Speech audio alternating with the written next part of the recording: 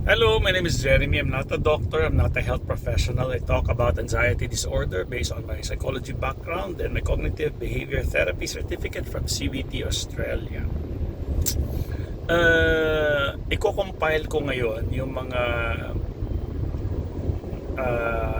talk time ko with my followers, no? Yung mga worries, mga concerns nila. So itong video na to, sana mapanood ng mga kausap ko para ma-reinforce o ma-review sila dun sa usapan namin. Napakaganda nitong usapan na to. This is management, no? So let's start. By the way, kailangan diagnose ng doktor. Hindi pwedeng mag-self-diagnose. Hindi pwedeng sarili nyo lang nagsabi na may anxiety ako. Hindi ganun yun. Kailangan may doktor talaga na magsasabi sa inyo na kayo ay may anxiety disorder. Kaya huwag kayong umalis sa doktor. Kapag sinabi niya, normal lahat ng test mo, normal lahat, puso mo, ayos ka naman, perfect, maganda katawan mo. Tatanungin mo sa kanya, so ano tong problema? Ano tong sakit ko, Doc? Yun. Kapag sinabi niya, meron kang anxiety disorder with panic attack, yun yung klarong-klaro. Meron kang OCD, obsessive compulsive, no? Meron kang depression, dapat ganun kaklaro. Hindi yung alis ka, normal naman daw yung test ko. O ngayon, kung normal yung test, ano ngayon? Hindi mo rin alam yung sakit mo. So kailangan, alam mo, tanungin mo sa doktor, trabaho niya. So Doc, anong sakit ko? Yun, huwag kayong aalis hanggat hindi nyo alam yung sakit nyo. Hindi pwedeng normal yung lab test. Okay? Klaro yun ha, wag makulit. Sige. At sa mga first timer na makakakinig sa akin, I suggest panoorin mo na lahat ng video bago magtanong, kasi yung tatanungin nyo sa akin nagawa ko na sa video, no? So ang gagawin, wag mo nang mag-message sa akin. Ang gagawin, panoorin mo na yung video, lalo na kung gusto mo libre, no? Para wag ka na magbayad, ganun na lang. Pero kailangan diagnose ka ng doktor. Kailangan diagnose ka na talaga ng doktor. Maghanap ka ng panahon, ng paraan para makapunta ka sa doktor at masabihan ka kung ano sakit mo. Sige, okay, let's start. Ito very important ito. Nagturo ako sa inyo ng mga pampakalma, di ba? From breathing exercise, yung tapping, yung tubig, kung anong gagawin, shower, yung pagganon, no? Ang dami-dami kong tinurong mga tools, no, na pwede nyo gamitin para ma-manage yung anxiety. Now, ito yung pinaka-importante. Meron akong follower, sabi niya, kapag nakakaramdam daw siya na parang hirap siyang huminga, parang siyang nahihilo, ang gagawin niya, maglalakad daw siya sa labas. Okay, yung lalakad-lakad siya, maya-maya mawala na sa isip niya yung anxiety. So, back to normal na naman siya. So, okay. Ito talagang healthy. Nagpa-check up siya, wala siyang problema, normal lahat sa kanya. So wala siyang problema. So talagang pwedeng anxiety lang talaga yung nararamdaman niya. Okay. Meron tayong mga simptomas. Okay, meron tayong mga simptomas na tayo lang ang gumawa sa sarili natin. No? Halimbawa, yung ideya ng hilo. Okay? In realidad, kasi hindi natin maipaliwanag, no, yung simptomas na yon. So ikaw na nag-label, ikaw na nagsabi na hilo to, nahihilo ako. Okay? But in reality, ang nangyari pala sa kanya lang ay halimbawa yung mata niya nag-dilate, no, lumabo, kasi parte yun kapag lumabas yung fight, flight, freeze response, nagda-dilate. Hindi niya alam yung ideya na yung mata niya pwedeng mag-dilate ng lalabo. So ngayon sabi niya hilo to, hindi accurate. Okay? Kaya napaka-importante po na dapat makilala ninyo yung simptomas. Kasi pag kilala nyo na yung simptomas, mababawasan yung takot ninyo. At pag kilala nyo kasi yung simptomas, mas madali siyang tanggapin. So ito ginagawa niya.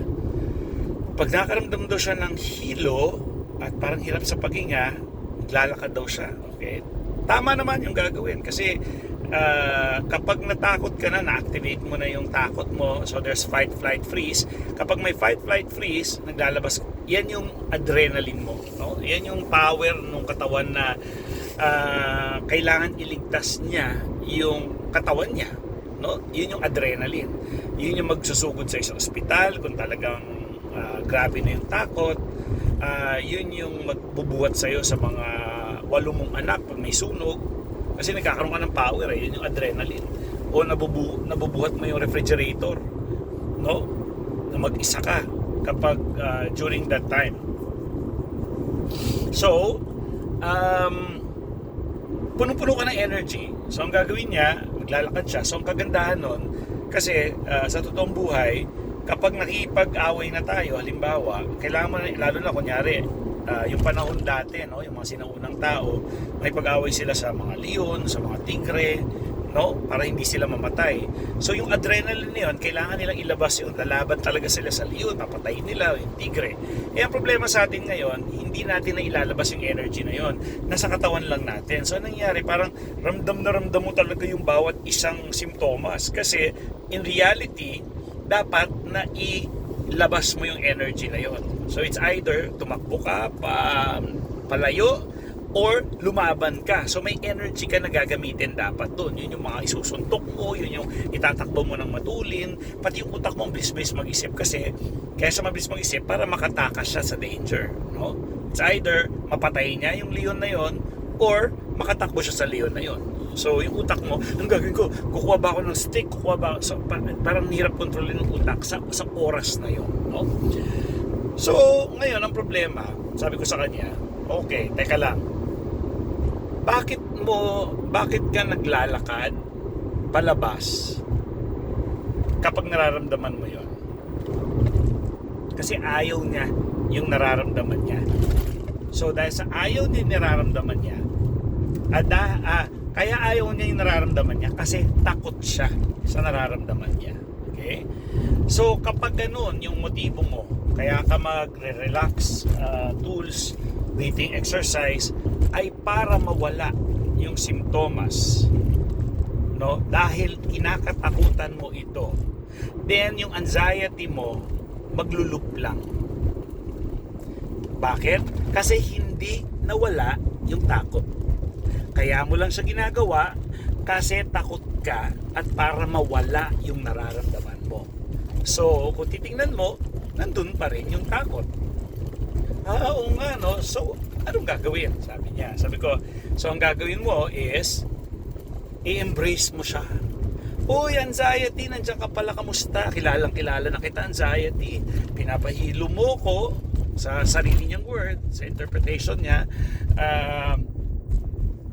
Pinapahirapan mo kuminga, no? Ito may mga kasamang mga GERD na rin yan, mga ganun-ganun, no? So, ang gagawin mo dyan is you need to acknowledge na yung anxiety ang gumagawa lang nun sa katawan mo. Okay? So, ginagawa niya yun sa katawan mo at it should be okay. Kasi alam mo na kaya lumalabas tong adrenaline na to. Kasi kala nung katawan ko may leon, may tigre, wala naman. Pero sa madaling salita, kaibigan mo yung anxiety na yan. Anghel mo yan. Bakit siya naging anxiety? Bakit siya naging anghel? Ba't siya naging kaibigan? Kasi isipin mo, yung anxiety mo, ang tagapagligtas mo sa kapahamakan. Isipin mo, pag may sunog, sasabihin ni anxiety mo, hala, tumakas ka na dali. Yan ang gagawin ni anxiety mo. Kunyari, nakaramdam ka ng masakit yung dibdib mo. Sasabihin ni anxiety mo, hala, heart attack na yan, pumunta ka sa ER. Bakit niya ginagawa yun? Kasi ayaw kanya mamatay. Ang problema, hindi ka naman nag-heart attack. Acid lang, GERD. So, yung anghel mo, yung anxiety mo na yan, yung kaibigan mo na yan, tatangatang rin yan most of the time. Na yung reaction niya sa heart attack ay pareho lang sa GERD. O kaya, yung reaction niya sa heart attack pareho lang sa kung ikaw ay magsasalita sa mga tao sa harap. Naintindihan nyo? Pero ang bottom line, gusto ko lang nyo talaga iligtas sa kapahamakan. Ang problema lang, tatanga-tanga. Okay, bobo siya. So dapat kilalanin mo na siya. Dapat alam mo na siya. So, pag kunyari, yun nga, sabi ko sa kanya, sa morning, kapag nahihilo ka, kapag nahirapan ka huminga, feeling mo, Kasi ang oxygen niya naman mataas sa oximeter niya. BP niya normal din. So wala talagang, lungs niya ayos, heart niya ayos. So ano yung rason nung parang hirap siya sa paghinga? Yung GERD. Kadalasan kasi sa GERD ganun eh. No? May pakiramdam siya na, kasi ako mismo may GERD ako ah. Ako, ito yung kwento ko. Sa akin, mas magandang nangyayari. Sa madaling araw yan pupunta habang natutulog ako. Pag gigising ako na ang sakit ng dibdib ko. Yung ang hapdi, ang sakit talaga. Tapos hirap ako huminga na sakit. Yeah. Dati, ang gagawin ko niyan kapag gano'n, takbo ER. Bata pa ako noon. Hindi pwede, takbo ER. Ano to? Wala. GERD, ayan. Uminom ka ng omeprazole. O yan, antacid. Inumin mo yan. Ganun lang. Ganun ka. Lala yung experience ko. Acid lang. Ganyan. Ganun. Mga ilang beses yun. Mga tatlong beses. Nag-ER ako dahil sa sakit ng dibdib tsaka hirap sa paghinga. Siyempre, bata pa ako noon. Medyo mahirap din na mag-heart attack pa ako that time, di ba? So, usually kasi yung heart attack nangyayari yan pag may edad na, mataba, mabisyo, ayan, nangyayari yan. Pero kunyari ko, bata ka, wala kang bisyo, hindi ka mataba, nag-exercise ka, bata ka pa, malayong mag-heart attack ka, no? Kasi ang statistics, yung mga namamatay sa heart attack, yun, yung mga obese, yung mga matataba na hindi pa maganda yung kanilang lifestyle, no? Puyat, pagod, processed food, hindi kumakain ng gulay, puro dilata, mga cup noodle, ay naku, yari kayo dyan. Baguhin nyo yun. Mas masarap pang kumain, mamitas ka ng talbos ng kamote, lagyan mo ng sibuyas, kamatis, ganun. Okay? Di yun na nga. So sabi ko, ngayon ang gagawin mo kapag naramdaman mo yan, hindi ka maglalakad kasi para umiwas. Maglalakad ka kasi alam mo na gusto mo lang ilabas yung energy mo. So dalawa yung pinagkaiba nun ha. Yung una, maglalakad ako kasi nararamdaman ko to. Ibig sabihin may takot. Yun yung una. So kung may takot, andyan pa rin yung simptomas. Yung simptomas galing sa takot yan. Adrenaline mo galing sa takot yan. So kung may takot, hindi maalis. Forever ka nandyan. So anong gagawin? So ang gagawin mo, kapag naramdaman mo, hello anxiety, kamusta ka? Alam mo, kilala na kita, alam ko anghel kita, alam ko magkaibigan tayo, alam ko gusto mo lang ako iligtas sa totoong danger. Wala naman danger, tatanga-tanga ka, kalma ka lang. Yan, ganyan ka. Sige na nga, para lumabas ka sa katawan ko, sige maglalakad tayo. Sige, lakad tayo ngayon. Diyan ka lang, maglakad tayo para mawala ko lang itong energy. Kung ganun yung motibo mo, then nawawala yung takot. So pag nawala yung takot, wala kang simptomas. Naintindihan nyo yung dalawang difference ng gagawin mo yung kunyari. Sabi ni Coach J, mag-inhale, exhale lang ako, mawawala yung anxiety ko, yung simptomas ko ngayon, pabababain ko with inhale, exhale. Kapag ginawa mo yon dahil sa gusto mo mag-escape sa pangit mong nararamdaman, gusto mong iwasan na gagawin ko to kasi para mawala siya. Para mawala yung yung anxiety, yung simptomas ng anxiety. Kapag gano'n yung iyong motibo, no, yung rason, at nandun pa rin yung takot, kaya mo siya iniiwasan kasi ayaw mo yung pakiramdam na yon, takot ka, then hindi siya gagaling. Pero kunyari, bigla ka nagkaroon ng anxiety, hirap ako huminga. Sige, kamusta naman anxiety? Andiyan ka na naman, ang kulit-kulit mo. Sige, todo mo pa, andiyan ka lang, best friend tayo, huwag ka umalis. I-trivialize natin. Ibig sabihin trivialize, huwag natin siyang bigyan ng seryoso. Alam naman natin siya eh. Ilang taon ka na nagkakaganyan, araw-araw. Hindi mo pa ba alam na wala ka namang sakit? Anxiety lang at ganyan siya talaga. So, pag kilala mo siya, di dyan ka lang, huwag ka umalis. Hindi ako takot sa'yo. Halika dito. Halika, sige, pahirapan mo pa ako, minga. Pahiluin mo pa ako. Halika, sige, gawin mo yan, gawin mo. Kita mo, hindi mo naman pala gagawin, hayop ka. Tapos pag sabi niya, pag nandun ako sa mga bata, mawawala naman. So, kaya nga, so ganun lang yun. Okay, that's number 1. Kilalanin ang simptomas. Gaya ng pagkakilala ko sa GERD ko. Okay, so ngayon, ganito nangyayari sa akin. Gigising ako kasi yung GERD yan, forever na ata yan eh. May magpapahinga lang yan, tapos babalik-balik din yan. Depende sa ginagawa ko. Kunyari, nagiinom ako ng madalas, hindi ako makain, umiinom acid yung mga pinagkakain ko, spaghetti, tomato sauce, mga ganun. Tsokolate, yan, nakaka-acid yung mga yan. Gatas, nakaka-acid yung mga yan. Okay.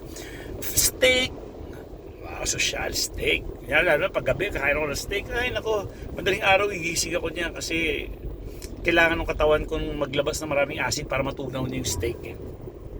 Kaya sa gabi, dapat huwag masyadong mabigat yung kinakain nyo. Okay? Kailangan yung matanggal lang yung gutom, hindi kailangan busog.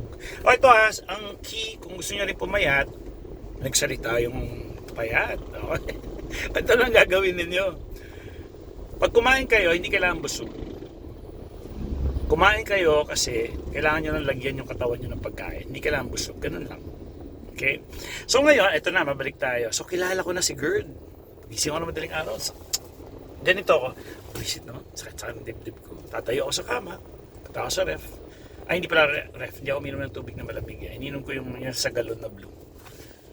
Kuha akong tubig. Ininom ako ng tubig. Tapos bigla ako mag-burp. Magdidighay ako. Tapos maya wala na. Balik, tulog. So dahil kilala ko na si Gerd, hirap akong paghinga, hindi na siya big deal sa akin. Hindi mo ako nawawala ng oxygen. Feeling ko lang na hirap ako huminga kasi yung acid dito, may mga kung ano nang pinagagawa sa katawan, nagkakaroon ka ng sensation na parang hirap kang huminga. But in reality, yung pakiramdam mo na yan, pag nilagyan ka ng oximeter, yun yung nagme-measure kung ilan yung iyong oxygen, no, sa katawan. Titingnan ko, 98, 99, pero hirap ako huminga. So, sensation lang siya, na hirap akong huminga. Pero, hindi ako natatakot kasi yung katawan ko may oxygen. So, yun lang yun. Okay? So, ngayon, hindi na ako nagpapanik. Hindi ako nag-anxiety kasi basta gigising ako, yan na naman si Gerd. Ang sakit ng dibdib ko. Tatayo ako, nakatamad tumayo. Sige, pero minsan tinitiis ko. Mawala rin niya mamaya, kahit masakit. Yung talagang, pag hindi ko matiis lang, doon ako talaga tatayo at inom ako. Kasi nakakatamad tumayo, di ba? Pag natutulog ka na, hindi mamaya. Tapos ano lang ako, tutulog lang ako sa kaliwa. Kailangan matulog ka sa kaliwa para yung acid mo hindi umakyat. Sa kaliwa dapat. Ganyan. Okay? Side. So yun. So ang anong importante, anong takeaway, dapat kilala nyo na yung simptomas nyo. Kapag kilala nyo na yung simptomas nyo, alam nyo wala kayo sa danger. Okay? Alam nyo na wala naman sa danger. Ano kinakatakot mo? Paulit-ulit. Gaya niya, may kausap ako ngayon. Ngayon lang, bago ako gumawa ng video. Sabi niya, sir, ito yung next kung gustong matutunan ninyo. Yung una, ano yung kanina, kilalanin nyo yung simptomas. Tapos yung ideya, yung ideya, friend nyo ang anxiety sa totoong buhay. Yan ang nagliligtas sa inyo sa kapamakaan. Yung pangalawa, so dapat i-welcome nyo, i-treat nyo siya as a friend. Kasi friend nyo talaga, huwag nyo siyang iwasan, huwag nyo siyang ayawan. Ginagawa niya lang yung trabaho niya, yung nararamdaman yung pangit. Trabaho niya yun. Paninervyusin ko to kasi kailangan ko iligtas tong katawan na to. Baka mamatay ito. Punta tayo sa ER, ka na. Yan ang ginagawa niya. So, kaibigan mo siya talaga. Yun yung totoo nun. Bida yan. Bida ang anxiety. Next. Ano yung concept na gusto ko maintindihan ninyo? Okay. Guys, mag-iingat kayo sa sa language. Ano yung mga words dyan? Language, words, narratives. Okay? Ano yung sabihin ng mga word na yun? Yung bang sasabihin mo halimbawa depressed ako. Ang depression, ang word na depression, lalo na kung klinika, kasi pwedeng sad ka lang, hindi ka depressed. Okay? Actually, baka gutom ka lang, hindi ka depressed. Kaso ang problema nyo, gagamitin niyo yung mga strong words na yun, na hindi naman talaga yun. Ngayon dahil ginamit mo na yung word na yun, nagiging malala siya tuloy sa katawan mo at sa pag-iisip mo. Kasi actually, sad lang. Ganito halimbawa. Namatayan ka. Namahal mo sa buhay. Pwedeng pet. Namatay yung pet mo. Malungkot ka. Pet. Namatay yung aso mo, kunwari. Sad ka. So, sad ka eh. Disorder ba yun? Hindi siya disorder. Sad ka lang. Normal yung maging sad. Okay? So, huwag niyo isipin na depressed ako, sad ka lang. Okay? Normal lang yun. Kaya yung words nyo, ingatan nyo rin ano yung ginagamit nyo. Anxiety. Baka naman regular stresses lang sa buhay yan na kailangan natin. Ginagawa nyo big deal, anxiety na. Sample, halimbawa. Ano ba ang magandang sample dyan? Sasabihin. Ito. Yan, ito yung kakausap ko lang. Sabi niya, sir, kasi, recently yung dalawang anak ko na dengue. Talagang grabe yung anxiety ko. Ano bang gagawin? Ganyan. Nag-overthink ako eh. Sabi niya sa akin. Sabi ko sa kanya, sinong tatay ng anak na dengue pero kalmado? Sino? Tahimik siya. So, yun yung sinasabi ko na may mga day-to-day na normal na parte ng life natin na kailangan natin pagdaanan. Huwag nyo na sabihin na anxiety. Normal yun. Kapag yung anak mo may dengue, talagang kailangan mataranta ka. Kasi kung wala kang pakialam, baka pabayaan mo yung anak mo kung wala kang anxiety. Diba? Alam niyo ba yung anxiety? Yan daw yung binibigay na bonus sa mga kasambahay. Eh, dyan daw nagmula yan na binigyan siya ng bonus, anxiety. Anxiety. Kasi nabigyan daw siya ng bonus kaya yung word na yun. Anxiety. May bonus ako, anxiety. Saan ba nakuha yan? At sa kay Igan ata may interview siya mo nakala. Ayan, anyways. So, tahimik siya. Sabi ko, gano'n, no? Huwag natin i-label na parang talagang catastrophe yung nangyari sa atin. Normal yung mga ganung bagay. Huwag natin siya i-big deal. Parte ng katawan natin yun. Parte ng buhay natin yun. In those anxiety, in those challenges, doon tayo nagiging wise. Ibig sabihin, nagiging-maalam tayo dyan. Tayo natutupang pagtandaan natin. Kalma lang tayo na experience ko na yan. Kalma lang ako dyan. Ganoon. Kailangan natin pagdaanan yung mga ganung bagay. Hindi agad yung may anxiety ako, may depression ako. Day-to-day life yan. Diyan ka matututo, diyan ka magiging matatag. Kung walang ganyang mga challenges, anong klaseng tao ka? Bata ka forever, tatanga-tanga ka, wala kang alam sa buhay kasi hindi mo na-experience yung mga ganun. Kailangan mo experience yan. Sabi ko sa kanya, anak mo pala may dengue. Ano gusto mo, papakalmahin kita, anak mo may dengue? Hindi. Kumaripas ka, mataranta ka, maghanap ka ng doktor, maghanap ka ng gamot. Yun ang pinaka-importante mong gawin ngayon. Wala kang anxiety. Tawag dyan normal. Sabi ko sa kanya, kailan ka magiging abnormal? Although we don't use normal, abnormal. Pero kaya niya na ako na lang yun. Sabi ko man, di ako practicing anxiety. Bawal sa amin magamit ng normal, abnormal. Pero since yan yung common, alam nyo, sana makaintindihan naman tayo. Bawal na bawal sa amin yung mga pag-use ng abnormal. But it's me, so it's okay. Dahil ako lang yung excuse, yung iba hindi pwede. Pag narinig niyo yung psychologist gumamit ng mga normal, abnormal, depende kung paano niya ginamit. Nag-explain na siya what is normal, what's abnormal, mga ganun, okay lang yun. So, yun, sabi ko sa kanya, ano yan, ingat ka, kasi ano yan, day-to-day life lang yan, hindi yan yung so paano ka sige ganito, masasabi mong may disorder ka kapag hindi ka na nakatulog ng ilang araw. Kahit ang depression, alam nyo, dapat it takes a week na nag-iba ka na hindi ka napanay tulog ka lang or hindi ka natutulog. Marami, no? So meron siyang criteria bago ka masabi. Ang anxiety dapat 6 months. Alam nyo ba na dapat 6 months yan bago ba diagnose na may disorder ka talaga? Okay?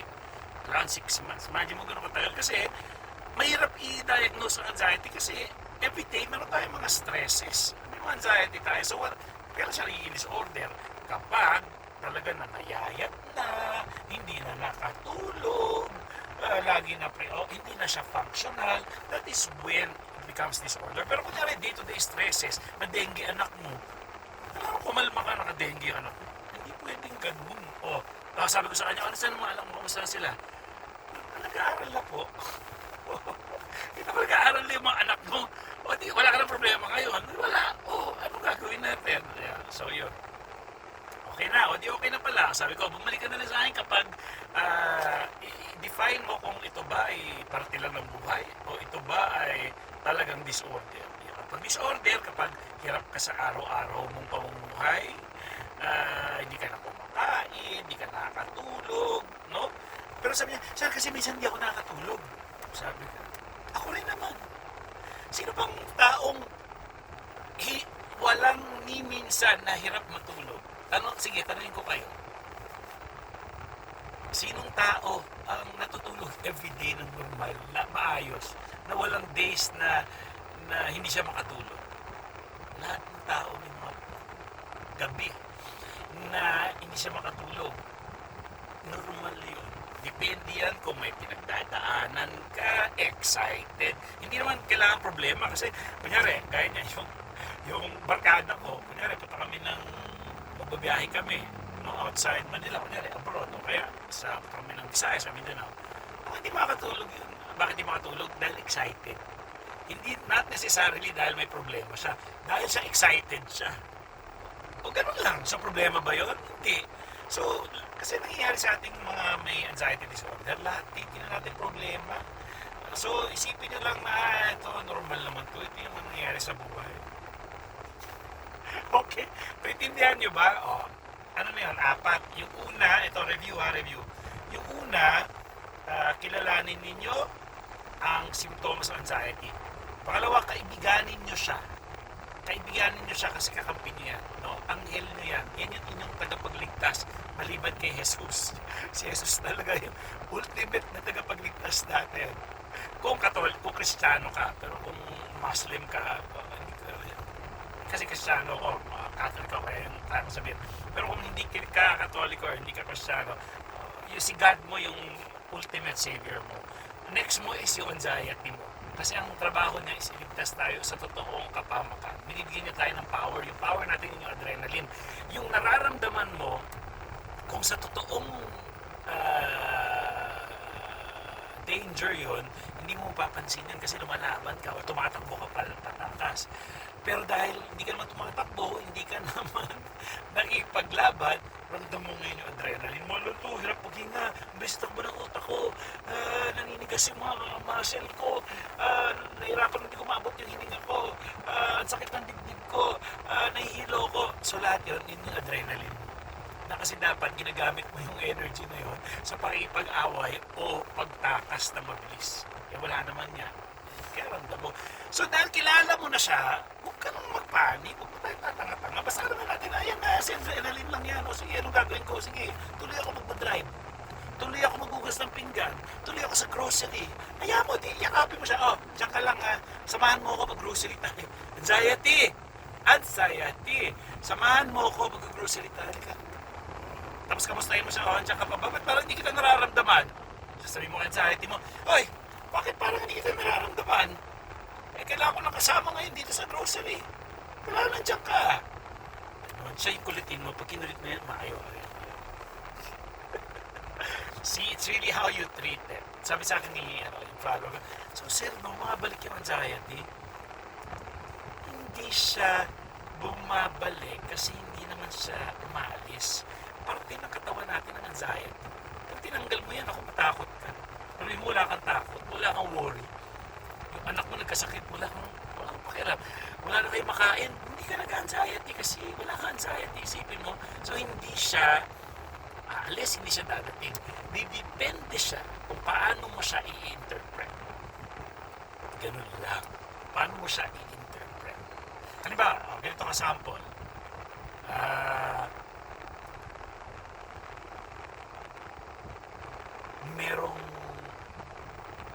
May biglang sawa na nalaglag sa bubong. Biglang dumagsak. Sawa! Gaganong-ganong ka. Nasa boses ka. Biglang, may sawa! Tatakbo ka. Gaganong ka. Siyempre, pangit ang pakiramdam na may sawa. Pero sumakay ka sa roller coaster. Gaganong ka lang. Pero bakit enjoy? Sa roller coaster, kahit gumaganong ka. Versus, may sawa! Samantalang yung roller coaster, ganun ka rin naman. Pero bakit masaya pag sa roller coaster? Yung sawa, hindi. Eh, pareho rin yun, yung reaction mo. Yung adrenaline mo, pareho nandun. So, didepende lang siya. Kung gusto mo siyang gawing problema, depende sa interpretasyon mo. Anxiety siya kung negative. Excitement siya kung nasa roller coaster ka, kung happy ka. Diba? So, didepende sa'yo. So, ang tanong, umaalis ba at bumabalik ang anxiety? Didepende siya sa interpretasyon. Ngayon, kunyari, gumagalaw yung puso ko dahil ang dami kong kape ngayon. Alam niyo ba puno ito? Ito puno. Ito, binigyan pa ako ng isa. Ay. So, kumabog yung dibdib ko. Ngayon, wala akong anxiety, kumakabog yung dibdib ko. Pero, may isipin ko, hala, kumakabog yung dibdib ko, may anxiety na ako. So, kanina, kumakabog yung dibdib ko, hindi ko iniisip dahil sa kape, wala akong anxiety. Pero sabi ko, hala, kumakabog yung dibdib ko, baka nakitatak to. Then, anxiety ko nandun. Nakita niyo yung difference? Yung pagkakashift. So, ang tanong, bumabalik o nawawala bang anxiety? Depende kung paano tayo mag-isip. Right? Okay. So, yun, I think that's it. I hope sana marami kayo natutunan sa video na to. Bye!